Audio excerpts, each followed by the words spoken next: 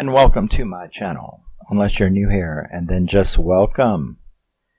My name is Rusty, your American Molly boy, and proudly so. And we are going to continue this little zombie fest with the first time watch. I've had it for a while, had it for years actually, but I can be that way. Like most collectors who have near 3,000 movies, it can take me a while to get around to something. And we are going to talk about Train to Busan. I have never seen this before, and yesterday or day before yesterday, when I watched these movies, this was a first time watch. I was very excited to finally sit down and watch it. And yeah, so Train to Busan was released in 2016. It was directed by, and we are going to have name trauma in these next two videos. I am not good with Asian names at all, and several other countries as well. I'm just not very good at it. I butcher names, but the only Asian names that I'm good with is the fucking members of Love Bites, and that's because I've got every album. I've followed them since 2017 when they came out. They are the best heavy metal band in the world, and you have Asami and Miyako and Midori and Haruna and Fami. And yeah, so I know them very well. But this was directed by Yeon Sang-ho. It was written by Park Joo-suk, Jeon Sang-ho. It's funny, isn't it, watching me do this? It stars Gong Yoo, Yoon Zoo-mai, and Ma Dong-seok, which in my opinion sounds very pornographic. That's sounds like an Asian porn star, Ma Dong-seok. It's just, that was just a little too much for me. So yeah, 2016, one of the widely known zombie films. And I have yet to see it, and this was my very first time, and I absolutely adored it. So,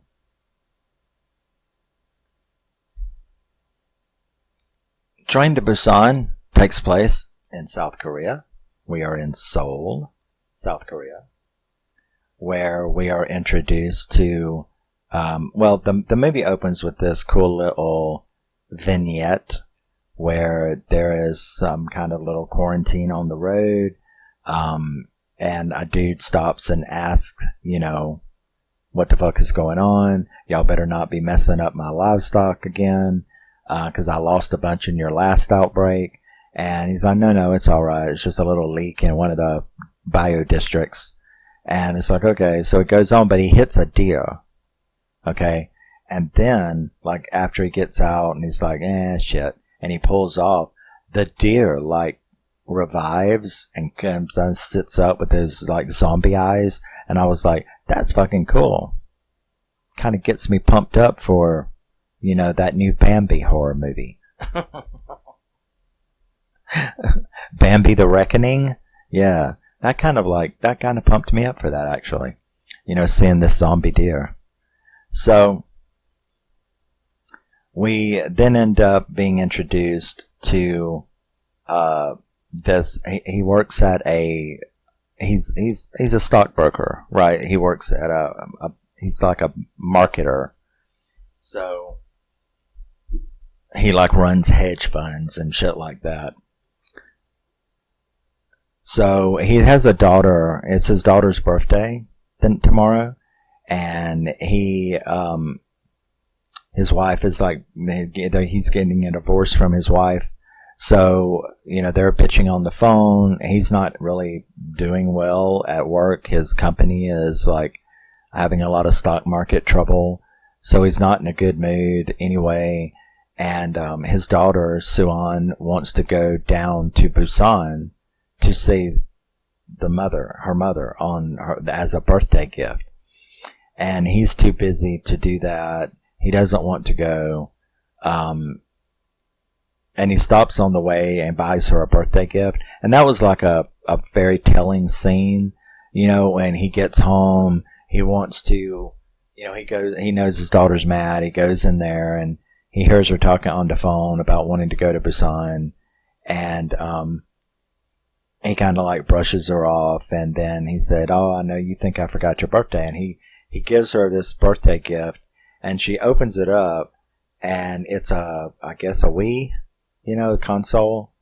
And, she looks at him really funny and he looks at her really funny, and I kind of wonder what that was about. And then she looks up and looks over there, and he looks over there, and she's already got one. I mean, she's got this whole giant Wii set up in front of her computer and stuff.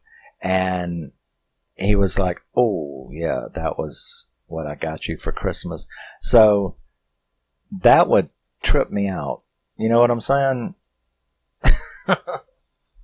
So you are paid so little attention to that you open up your Christmas present from your parents and it's the exact same thing that they got you at Christmas. I mean, you open up your birthday present and it's the exact same thing they got you for Christmas because they didn't even remember what they got you for Christmas. So that was kind of like said it all. I think that made him feel really guilty. So he finally agreed. He finally agreed that he would go with her on the train. So they get to the station. They arrive at the train, and you have assorted passengers. One of them is like a baseball team. So it's like young 19-year-olds looking. So there's like a whole car of baseball team, and then all these just normal people. Of course, like with any movie, the assorted crowd is sort of settled into a few. You have, the teeny bop girl, that is the cheerleader for the baseball team. And the one that stands out is, I call him Bat Boy. Like I said, we're not even going to do that name shit. Okay? So you have Bat Boy, which is the main player of the baseball team, character in the movie. So you have Bat Boy, you have her, the girl that likes him, and he likes her, but he don't want to admit it. You have the tough guy. The tough guy is he's big, butchy, bulky, asshole, actually. Sarcastic asshole. A lot like me, actually. Except the big, bulky part. But he's got the pregnant wife. So you have tough guy and Bat Boy. You have, the dad and Suan. You got this really, like, asshole businessman. He's like one. You got the two old ladies that are sisters. That rounds out like the main ones. And then you got that bum guy that snuck onto the train. So that's the first warning that we get is, well, actually that was a red herring. And that was that there was some odd looking person that got on the train. They went to check it and you knew it was going to be that girl because we did see an infected girl, run past the porter and get on the train, behind his back. So that's who I thought they was going to find in that bathroom. But instead it was like a homeless bum looking guy. And he kept just repeating, everybody's dead, all are dead, and stuff like that. So I'm like, well, where's that bitch at? And then we see her. And that's when this movie takes off, right? So, I mean, it was like a really good, appropriate, and both of these movies are long. They're almost 2 hours long. And that's really good, because it allows for so much development. Because I already felt for the guy and his daughter. And, I think movies like this need to be of a long run time because I like character development. So, and especially if you've got a multi-cast, you've got a lot of people that need to be developed, right? Takes time. So we finally see the girl like limping down the middle and she starts convulsing and all, and the female steward runs over there and starts, talking, trying to help her, and shit just goes sideways from there, and the game is on. And it is, I like the zombies in this movie. They have my approval as a zombie fan. The makeup, the way they turn. They did a lot of Grudge. The Grudge, the way the crank and crap, the way that the scary bitch and the Grudge came down the stairs. Juan, or whatever. Isn't that right? I don't know. But they did a lot of those kind of movements, which was, those are always creepy movements, And so we have this gigantic panic. Panic at the disco. Panic on the stage. Panic in the train. So you have all of these zombie attacks. Everything is like really cool. The way that they try to run and hide, and you sort of see the main groups, who's going to be the main characters of this movie really start to become identified in the crowd. The two old ladies, Bat Boy, and the girl, the pregnant lady, and the tough guy. So you see all of these people as it dwindles down to who you're going, the main people that you're going to follow. I think that the action in this movie was like absolutely phenomenal. Shit begins, yeah. Now Soo-jung was in the loo.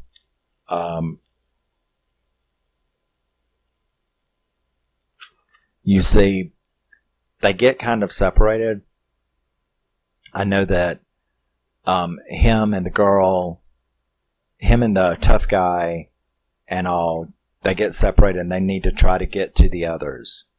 So they're like, 5 cars were between them and where the pregnant lady and the daughter and all was. So they do some really interesting maneuvers to try to get down these cars.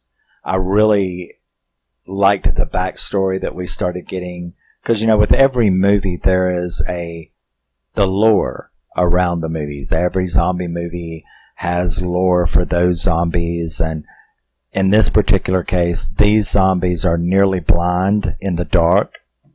So one of the ways that they started getting through the train, through the boxcars, was when they would go through a tunnel, they would have a few minutes to go. And if you remember that scene where they come out from the tunnel and the guy and the bum were behind the 2 seats, and there's like, they're going to go on 3, and that dude stepped on the can. I about fell out the chair when he did that.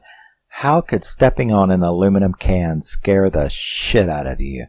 But for some reason, that scene, because it was all quiet, and then the lights came on, and it's like, we got to go on 3. And so you're like, and then when he hit 3 and the dude took a step and stepped on that can, crunch, and I'm like, what a fucking pillock. You fucking daft blank. My God, didn't you look at your feet? I mean, what the fuck? So that was really cool. They did manage to get back.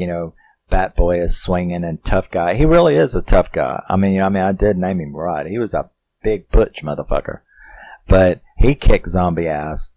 And so they finally do make it to, the main car, or to the car where those, the daughter and the pregnant woman was. So they all got reunited, and the girl, they all got reunited.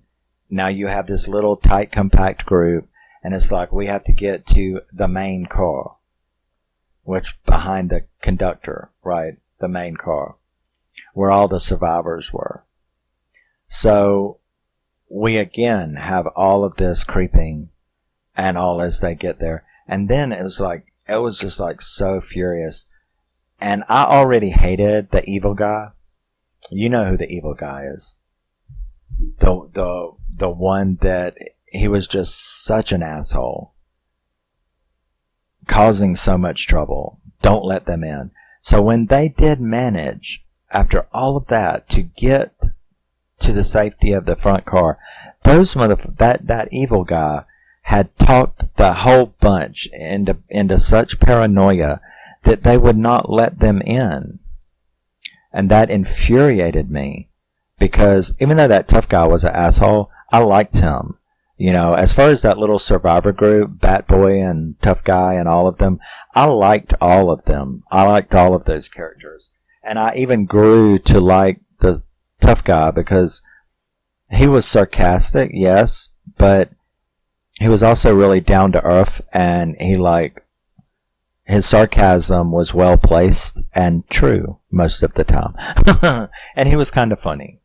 But when it got to that part, and that asshole evil guy had taught those others into not letting them in, so they're trying to bust through while Tough Guy's holding the door, and it's not helping, and I'm furious, right?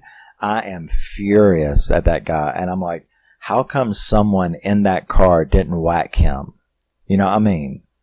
Because if I'd have been in there and they weren't letting them in, granted, I would have been scared of everything, but you can obviously tell a survivor from an infected. And that little girl and a pregnant woman and Bat Boy and all that, I mean, I'm not going to keep them out. And that dude is such a psycho, evil guy. He is such a psycho. So because of that, Tough Guy gets bit, and I was just heartbroken. Right? I'm like, oh, that fucking sucks. But they managed to bust through and get in to the vestibule and of that train and get on in there with them. And they got the doors closed, and you know, Tough Guy, he sacrificed himself because, you know, he was going out anyway. And when they did manage to get in, that fucking evil guy, even though everybody could see that they were perfectly fine and they were not infected, he still managed to talk those assholes into making them go out into the next car, into the vestibule, to the next vestibule. And I'm like, jeez, dude. Now, what's interesting, there's a lot of karma in both of these movies, actually. But there's a lot of karma in this movie, which, you know, being as it's Asian, that makes sense. But the sister who had witnessed all of this, her sister had sacrificed herself as well, just like the tough guy had done, yeah? So when they're all arguing, and they have made our group get into the next thing, I saw it on her face, and you know, she could see her zombified sister over there, and I was like, she is fissin' to be the hand of karma. She's fissin' to fuck them up. And she walks over there, and she opens the door, and she lets them in. She basically sepulcha, she topped herself. So that whole place was eaten alive. And I was really, really satisfied with that. I thought that was karmic chef's kiss, was that, right? And then that fucking evil guy still, because see, that's what was so satisfying about it, was that the evil guy had gotten eaten, and I was really happy about that. So the conductor, he comes up with another plan, right? He's like, we can't get into Busan in this. I'm going to stop at the next station. I'm going to get a clean train, and I'm going to pull it out, and y'all need to get in it, right? And I'm like, okay, well, you know, we're going to have to run our asses off, and telling who's out there, but okay, I understand. What we have to do, what we have to do, yeah? So he stops the train and he goes and does that. And so I'm sitting there planning on what's going to happen here. Then they show that evil guy in the fucking loo. Yeah, he's in the fucking loo. And I'm like, is he still alive? That is totally, you just took all the wind out of the thrill that I had from that old lady getting them all killed. That was totally unfair. So he looks out there and he sees that they've stopped, and he sees all these Zeds. And he comes back in and he tells and that guy was like, is the coast clear? And he says, yes. And I'm like, man, he is going to push him into those Zeds so that he can get his fat ass away. And that's exactly what he did. And I'm like, the evil just keeps on multiplying like a demonic symphony. So they all get out of the train, including that asshole, and try to get to this other train that the conductor has gotten. They start doing that, and this train on fire comes through, which was like a really cool disaster scene. That train wreck where he comes through, that train causes all kind of mayhem, turns the thing over, it causes the old guy, the bum with the tan jacket, it caused him to get killed later, in the end. So they start managing to get from under there, get over to that other train. Then the first one, and that just like pissed me off. This movie like pissed me off in so many different scenes. But that one, when the boy and the girl, when Bat Boy and girl, we'll just call her girl, cheerleader. Yeah, we call her cheerleader. So Bat Boy and cheerleader, they get into that thing, and that fucking asshole causes the girl to get bit on the leg, that evil dude. And then she starts changing. He busts a window and gets on out. And then, of course, cheerleader eats Bat Boy. And I'm like, well, fuck this shit, right? I mean, you're like taking all of my people away. I mean, I already hate evil guy. You don't have to make me hate evil guy even more. Any more than I already do. I'm at the top level, okay? I'd have like topped him on sight, so we can't get any higher than that. But y'all just keep having to make him even more evil, which is totally unnecessary. So, and then he calls the conductor. The conductor comes out and tries to help him. Now I did see he did get bit.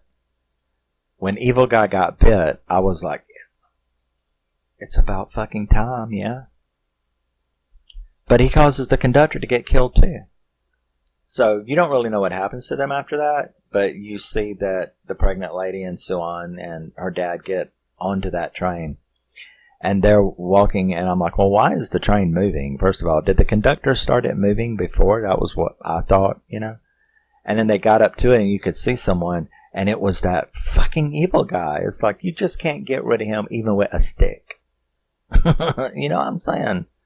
I'm like, so he turns around and he's changing. And now, this was interesting. After all that they just did to get on this train, he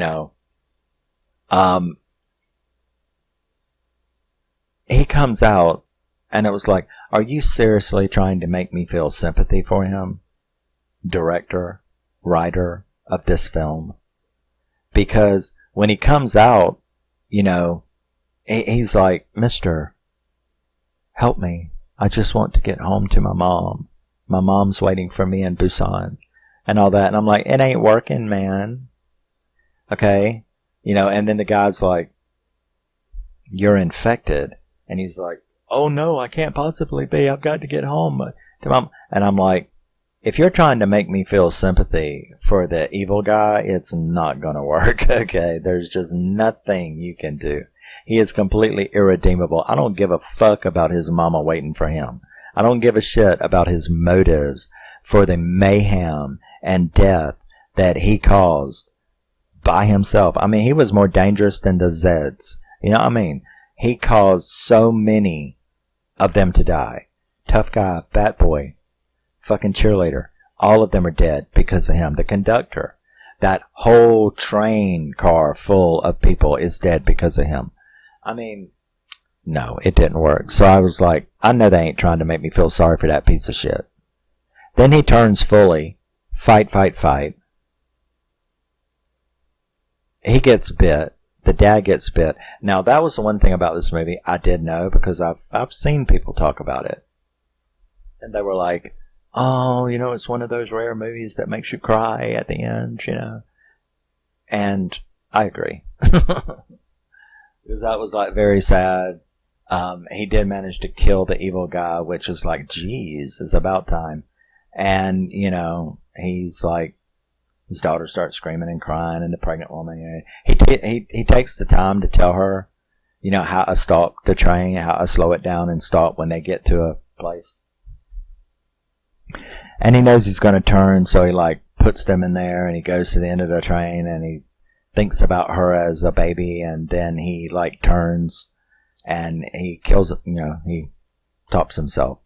And they end up rolling up to some tunnel, I guess outside Busan, and they get out and they go in. They almost get shot, because then people, you know, are like, there's a couple of survivors, but, you know, they were given the order to shoot them. But the little girl starts singing that song that she did not finish at the recital, and that let them know they were okay, and that's the way the movie ended. And definitely like a 9.5 out of 10. It's one of the best zombie movies. This would definitely be in my top 10 zombie movies of all time. The cinematography was fantastic. The cast, of course, even though you had to read subtitles, the cast was great. I liked the development of each one of them. You know, Bat Boy was like a geek, but then he like held his own, and the dad, you know, had been like not a great father, but he really was. He's just strapped by life. Tough guy seemed like an asshole at first. Even his wife thought so, but he turned out to be very real and heroic.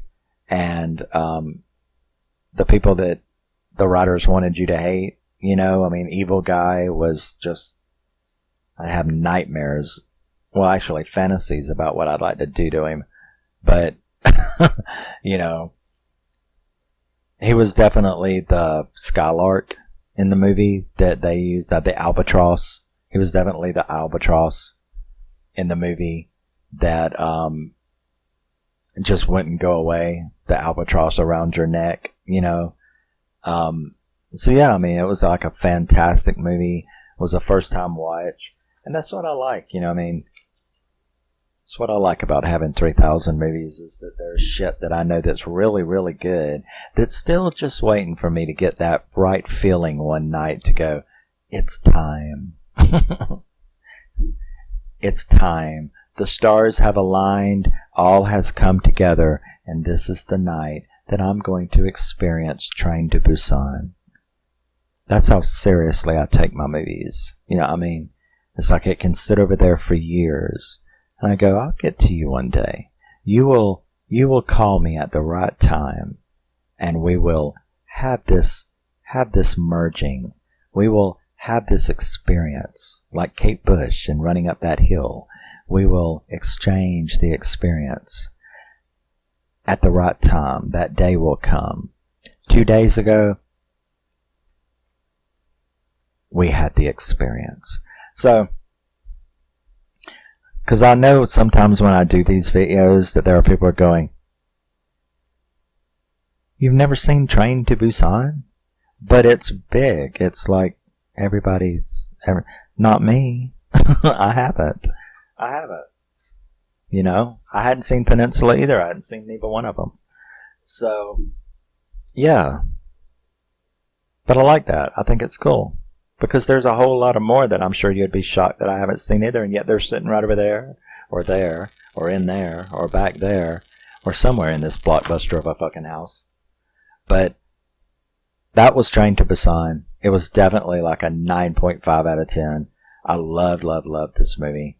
And I will see you in the next one. We, of course, are going to talk about the sequel. If you can call it that. Well, it is. Peninsula. And I liked it too. I liked it for what it was. It's a very, very different movie, but we'll get into that. So yes, love you, miss you, bye-bye. Always remember, never forget, you're a very, very special person. No matter what anyone ever tells you. If they tell you any different, they are incorrect. You know why? Because there's over 8.1 billion people on this planet, and you are the only one of you. So, how can you top that? Bye-bye.